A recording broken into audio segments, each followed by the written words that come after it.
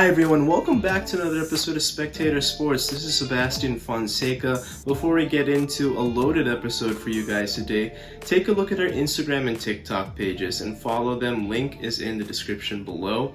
And also like and subscribe to the page as it makes a massive difference in the YouTube algorithm. So to start, the Detroit Lions hosted the Buffalo Bills, and this is part of a Thanksgiving Day tradition with the Detroit Lions hosting the first game out of the Thanksgiving Day slate. Something I'm not the biggest fan of, to be honest. I know that Detroit has this tradition that they've had since the 40s of hosting a Thanksgiving Day game, but not the biggest fan just because Detroit hasn't been historically a great team. I know back in the 90s with Barry Sanders, they've been an amazing team, really entertaining to watch, and briefly when they had guys like Calvin Johnson and Matthew Stafford, definitely were an entertaining squad to watch, but historically they're just not a good product. I'm definitely in favor of moving them off the Thanksgiving Day tradition. It remains to be seen. I know it's huge for the NFL, that is part of their big traditions that they like to do, but I really like to see a better quality product, especially when we start off Thanksgiving Day. But moving on to the actual game, Buffalo really had to squeak by Detroit as they had to stave off another Josh Allen red zone interception. Now, he leads the league in total interceptions for the season,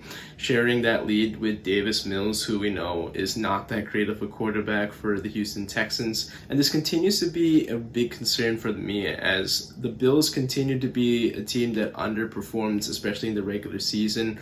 They definitely know how to wake up for those bigger opponents like the Kansas City Chiefs, but they have definitely dropped the ball against lesser opponents, and even their divisional opponents, as they're already 0-2, and they just had to squeak by the Detroit Lions, and they really need to figure a way to clean that up because they have a gauntlet of a schedule coming up that I talked about in my previous episode. They have a Thursday night matchup against the New England Patriots.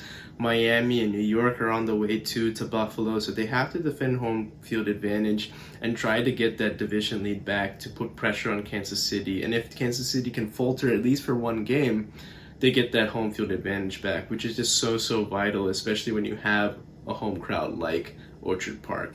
The other Thanksgiving Day game that we had was the Dallas Cowboys taking on the New York Giants. Really enticing matchup. I mean, both teams came into this game at 7-3, kind of going in opposite directions. We know that New York has had issues with injuries across the board, especially with their receiving room.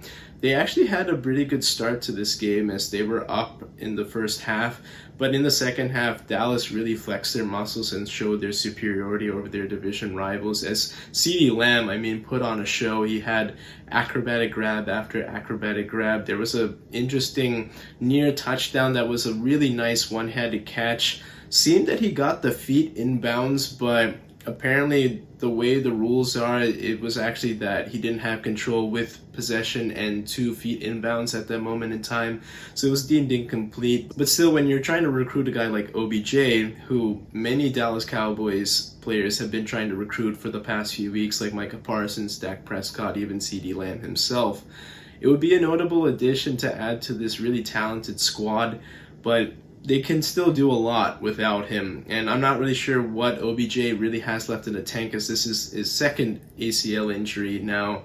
Really interesting to see if he is signed by the Dallas Cowboys, what he can do. But still, you have to commit a man and defenders to a guy like OBJ, as he's just so talented and he could do a lot with space. So the Dallas Cowboys are a dangerous team. They're definitely rounding into form with a couple big wins in back-to-back weeks. And now with December right around the corner, it's really a 2-horse race between them and the Philadelphia Eagles in the NFC. And then moving on to the nightcap, where we had the Minnesota Vikings hosting the New England Patriots. Minnesota's obviously trying to shake off that big beatdown that they succumbed to with the Dallas Cowboys in their previous matchup. And they really put an emphasis on establishing Justin Jefferson as he continuously lit up the Patriots defense. He had a really nice day, had a touchdown grab as well, but there was a few key sequences that cost the Patriots big. One of them was an interesting touchdown pass that we thought was called a touchdown on the field, at least with Hunter Henry. You can take a look at the replay here and we can have that under dispute. I think on the field, it definitely should be called a catch. Now with replay, you have to be 100% conclusive to overturn the call. And it just doesn't seem like enough evidence. It seems like they're secure there. The ball can hit the ground. It's a matter of if he's lost possession. And he's already broken the plane at that point. So it's just so many things going on. I definitely disagree with them overturning that call. It's kind of like the Des Bryant catch back in 2014. But special teams also cost the New England Patriots, as they had a touchdown. They were up 7 in the third quarter, immediately gave up that lead due to a kickoff return being taken back to the house. But then on a key situation where they had a third down stop, forcing a Minnesota punt, there was a special teams player for the New England Patriots who ran into the punter, resulting in a first down. And the Vikings were able to score a go-ahead touchdown, and they never really looked back at that point. So I have to emphasize all three phases of this game of football are just so integral, as offense, defense, and special teams. That's kickoff coverage, field goals, and all the nitty-gritty coming down to snap, hold, kick. All those things are really intricate to this game, and they can have impacts. So those things really cost the Patriots, and now they thankfully still have a tiebreaker over the New York Jets, but they're going to have to find a way to carve out some victories if they want to get back into the playoff mix. And speaking of the Jets, we kind of have a quarterback controversy on our hands in New York, as Mike White has been inserted into the starting lineup in place of the struggling Zach Wilson. He actually had pretty good command of the offense, really utilizing Garrett Wilson, their first round draft pick. He had 2 touchdowns, almost 100 yards, and even the struggling Elijah Moore, who's been under some controversy with that trade request early on in the season, even he got a touchdown on Sunday. So I think it's really a Zach Wilson issue, not a New York Jets offense issue, as we've seen that even Joe Flacco, during his few games starting on earlier in the season in place of Zach Wilson, did really well. They've gotten Zach Wilson a lot of help. They have a defense for him with Sauce Gardner, Quinnen Williams. They have running backs. They have a really decent offensive line, good outside weapons and tight ends, good coaching staff. But Zach Wilson hasn't been able to hold his end of the bargain. So if I'm Coach Robert Saleh, I really think I got to go with a hot hand. Mike White has been showing some competency compared to Zach Wilson, so he should be the starter moving forward. And even if Mike White gets hurt, I would even go with Joe Flacco, as he's had experience in the postseason as well. I don't know what to really do with Zach Wilson at this moment in time, but right now that's not really Robert Saleh's problem, as he has a team to manage, as they really have a good shot to making the postseason. And then we had a matchup between the Washington Commanders and the Atlanta Falcons. Atlanta, I've been high on earlier in the season, but they seem to be tailing off as we speak. Still somewhat in the playoff mix, as they have an avenue to get in with the NFC South being so poor this year.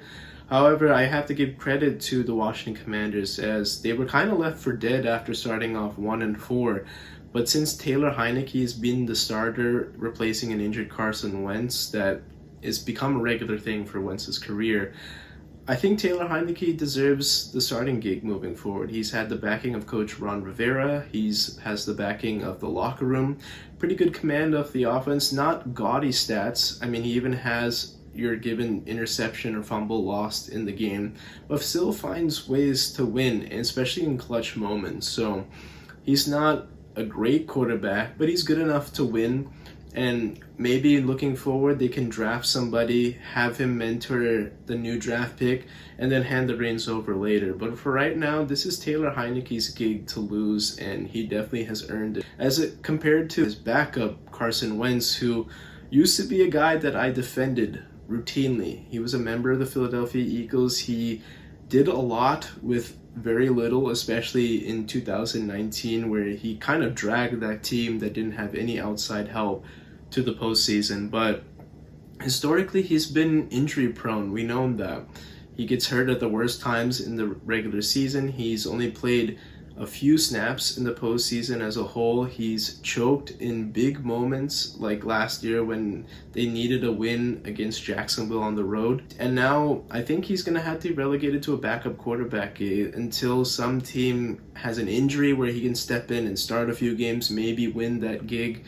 But for right now, he's going to have to be on the bench and lick his wounds, as he has all the tools. He's a great athlete, 6'5", great arm, big body too, but lacks the intangibles, lacks the leadership role, and just is not durable to play this game. So definitely have to be out on Carson Wentz. So moving on to Cincinnati taking on the Tennessee Titans, as Joe Burrow came into this game without his top running back and his top receiver, but still it didn't really matter as he was able to take care of business against the Tennessee Titans. And I really have to ask the question now, if some team has another team's number, just like how Cincinnati recently has had Tennessee's number, is it worth playing those playoff seedings and jockeying for position and just sacrificing a home playoff game and a division title for a seeding matchup that you know that you can beat and a team that you can move on to the next round? As right now, as the playoff seeding currently is seeded right now as we speak, Tennessee would host Cincinnati, and I just need to really ask this question, if Cincinnati would be willing to do this. It's chaotic, I know, but it's a very valid question, I think, as they have the matchups. They're still not even fully healthy, and Tennessee has been decimated across the board. I think they'll win the AFC South really just by default. They'll have a decent record, but I think they're a very vulnerable team, as we've seen that Ryan Tannehill has come up small in the postseason. They've dropped home playoff game now in consecutive years. So when expectations are there for the Titans, they've come up small recently. And now with these injuries coming in, they'll be a vulnerable team, and I would be licking my chops if I had an opportunity to play them in the AFC postseason. Now, another big game that we saw was the Jacksonville Jaguars taking on the Baltimore Ravens, and the Jaguars were able to pull off the stunning upset within the waning seconds, as another trend that we've seen is teams going for 2 points with the game on the line instead of kicking the extra point to send it into overtime. I know Doug Peterson's been an aggressive head coach. He's won us games and lost us games when he was with the Philadelphia Eagles, but really happy to see that he's been changing the culture in Jacksonville. They had an early start that I was really impressed with when they were 2-1, but they went on a 5-game losing streak, so I had to sell my stock on them. But recently, Trevor Lawrence has been playing really well. He still can have a fumble, which is something he has to clean up, but in terms of passing numbers, definitely his best game as a pro, as he had a clean slate with no interceptions, great QBR, great quarterback rating, great completion percentage, great yardage output, just great stats across the board, rallying his team really when they needed it most. And now for Baltimore, this is a big loss and really sets their sights back now as they're trying to be a contender in this AFC postseason mix. I just think that this team is also another pretender, as Baltimore historically has been great at running the ball. They've been prideful on defense, but this year in particular, they've been giving up leads late, and that's mostly been on the defensive side. And then offensively, Lamar, it just has nobody to really pass to, nobody that he can truly rely on outside of Mark Andrews and maybe Isaiah Likely at this point. They've been pretty good at developing time, but not had enough draft capital to develop wide receivers. We've seen them take a stab at Duvernay, Bateman, who's been in and out of the lineup due to injuries. It's just a mess. And it's just similar to the Buffalo Bills, where their offense is centered around Josh Allen. The Ravens' offense is centered around Lamar Jackson. And if those players get hurt, it's pretty much curtains. We saw this last year when Lamar sprained his ankle. I mean, relying on your backup quarterback, he played admirably, don't get me wrong, but it was just not enough to carry you and keep you in the postseason mix. And Lamar is a superhuman, talented dude, and I would hope that if you can get this contract extension that he definitely deserves, you voice to this GM that I need some help. I need receivers. I need the offense to evolve and not be so centered around myself, as he can also subject himself to a lot of punishment too. But I think just like the Titans, the Baltimore Ravens are a pretender, and they're definitely subjected to having an early postseason exit this year. And then similarly with the Arizona Cardinals taking on the LA Chargers, this was a classic ending between these two teams, as we've seen a lot of interesting games especially with the Chargers side of things. They've been on the losing side of things, but they were to pull off a victory, going for two, just like Jacksonville did for the win. And they had to come back from a fourth quarter deficit. Really impressed with how Herbert's been. I mean, it's been a tough season. I mean, he had a rib injury that's compensated him earlier on in the season. He's had to deal with injuries on the receiving room, and then the defensive side has been a mess. But Joey Bosa's coming back soon. That's going to help shore up that defense. And for the Cardinals, I think the season couldn't come to an end quickly enough, as we probably know that Cliff Kingsbury is going to be on the outs this season. We saw an interesting post-game press conference given by Kyler Murray using some colorful language. I vent with him. I haven't been the biggest fan of his since he's entered the league, but I understand his frustration. I mean, I think the offensive game plan has been predictable. It hasn't been effective either, and right now the Cardinals are a real mess.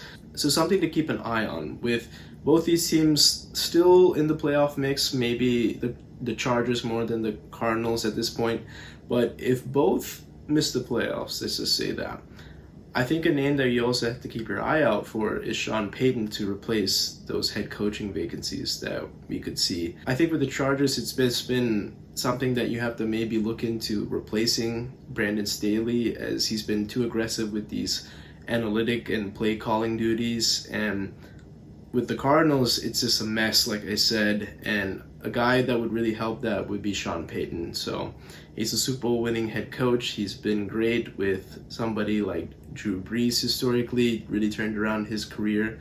And if he can do something with these two teams after taking a year off and having a chance to breathe, I think those teams would be doing whatever they can to get him into their head coaching room. Now, a really entertaining game we saw was the Las Vegas Raiders taking on the Seattle Seahawks. Seahawks are coming into this game with a loss coming from that game out in Munich against the Tampa Bay Buccaneers, and then we saw the Raiders have that nice walk-off win with Devontae Adams scoring that touchdown against the Denver Broncos. And the star of this game was Josh Jacobs. I mean, he had 303 yards from scrimmage, including a 86-yard walk-off touchdown.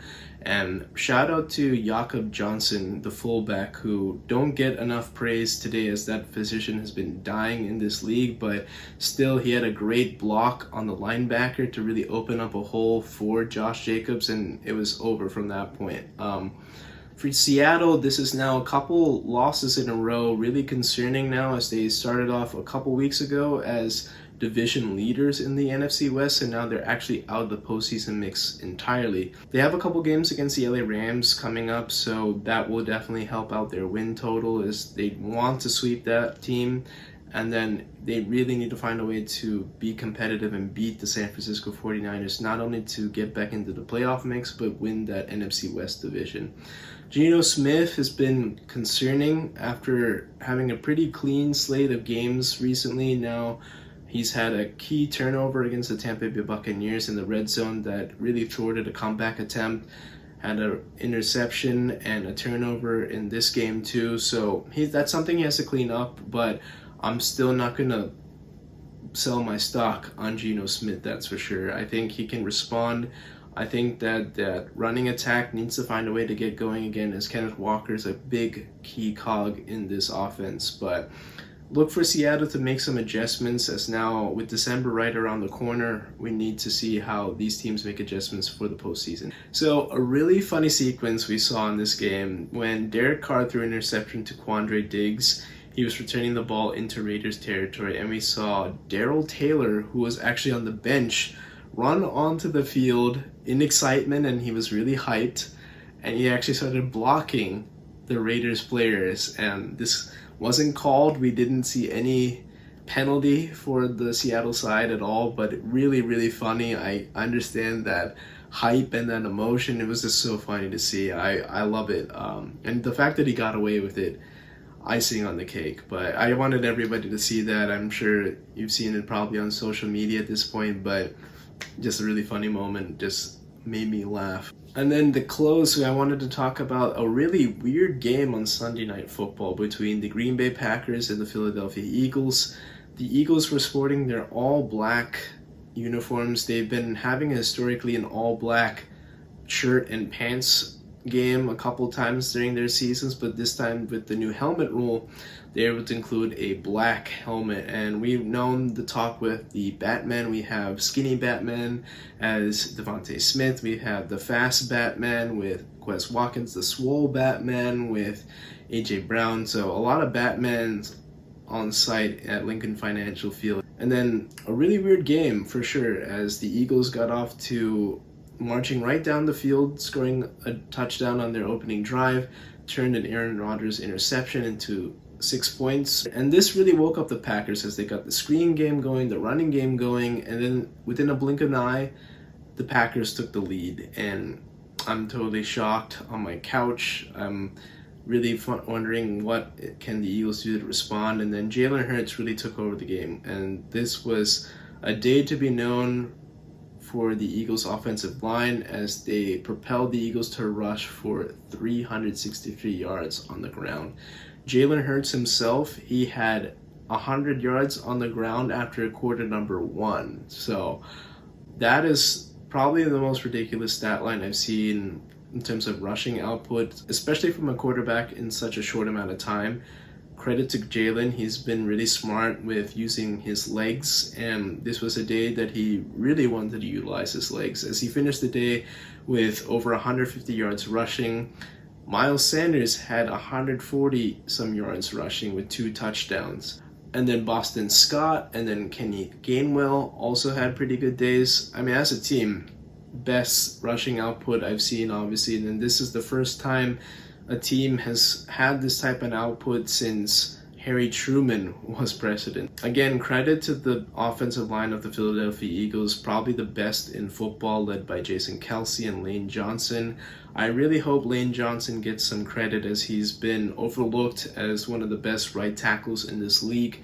The numbers really say so for themselves, as we see in countless stats on Pro Football Focus, rating him as one of the best right tackles in this league. So hopefully he gets some Pro Bowl notice and maybe even an All-Pro team. I think he's just that great of a right tackle. AJ Brown had a fumble in this game, had to respond from that, catching a touchdown pass.